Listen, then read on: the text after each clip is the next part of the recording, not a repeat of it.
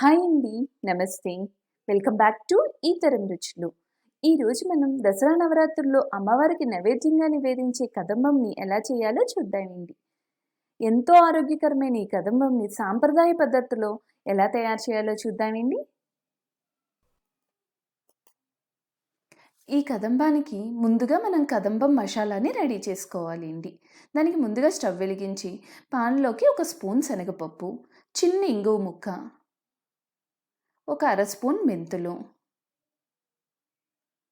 అలాగే 10-12 మిరియాలు అండి, అర స్పూన్ ధనియాలు, అర స్పూన్ జీలకర్ర, 2 ఎండుమిర్చి వేసి ఈ మొత్తాన్ని కూడా డ్రై రోస్ట్ చేసుకోవాలండి. ఏమీ ఆయిల్ లేకుండా దోరగా వేగనివ్వాలండి. ఇక్కడ నేను మసాలా అంతా కూడా కమ్మగా చెప్తున్నానండి. ఎక్కువ మసాలా కావాలనుకున్న వాళ్ళు కొంచెం ఎక్కువ వేసుకోవచ్చండి. ఇలా చల్లారిన మసాలాని మనం మిక్సీ జార్లో వేసుకుని మెత్తగా గ్రైండ్ చేసుకోవాలి. చూసారా, మనకి ఈ విధంగా ఫైన్ పౌడర్ అయిన తర్వాత మనం అందులో తగినంత కొబ్బరి వేసుకుని మొత్తాన్ని కలిపి మెత్తగా గ్రైండ్ చేసుకోవాలి అండి. అంతే అండి, మనకి కదంబం మసాలా అనేది రెడీ అయ్యింది. ముందుగా స్టవ్ వెలిగించి పాన్లోకి సన్నగా తరిగిన ఆనపకాయ ముక్కల్ని తీసుకోవాలి అండి. అందులోకి బంగాళదుంప ముక్కలు, అరటికాయ ముక్కలు,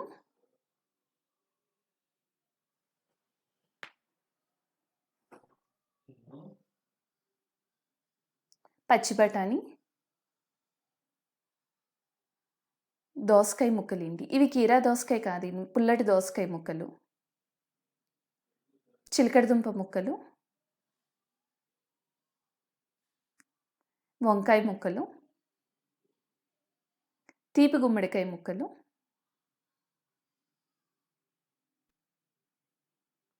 టమోటా, పచ్చిమిర్చి, చిక్కుడుకాయ ముక్కలు,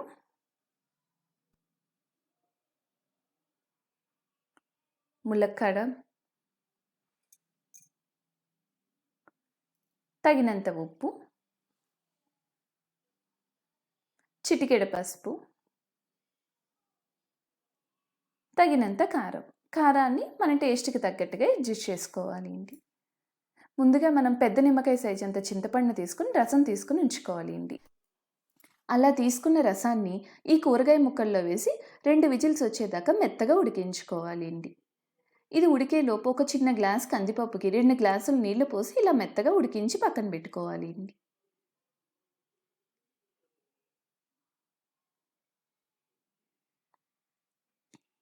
రెండు విజిల్స్ వచ్చాక ఈ ఉడికిన కూరగాయ ముక్కలన్నిటిని కూడా ఒక పెద్ద గిన్నెలోకి తీసుకున్నానండి. చూసారా, ఈ ముక్కలన్నీ కూడా 2 విజిల్స్ వచ్చేసరికి పర్ఫెక్ట్గా ఉడికినాయండి.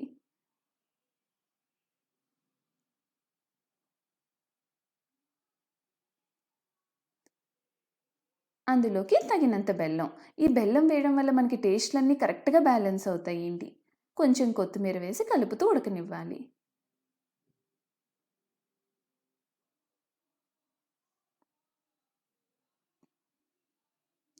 ఇందులోకి మనం ముందుగా రెడీ చేసుకున్న కదంబం మసాలా పౌడర్ ఉంది కదండి, దాన్ని కూడా వేసి కలిపి ఉడకనివ్వాలి అండి.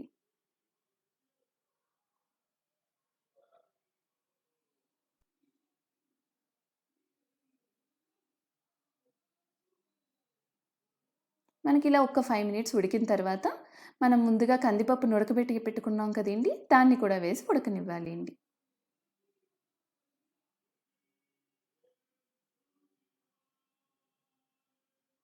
ఇప్పుడు ఇలా అన్నీ దగ్గర పడ్డాక అందులో మనం ఉడికించుకున్న అన్నాన్ని వేసి కలుపుకోవాలి అండి.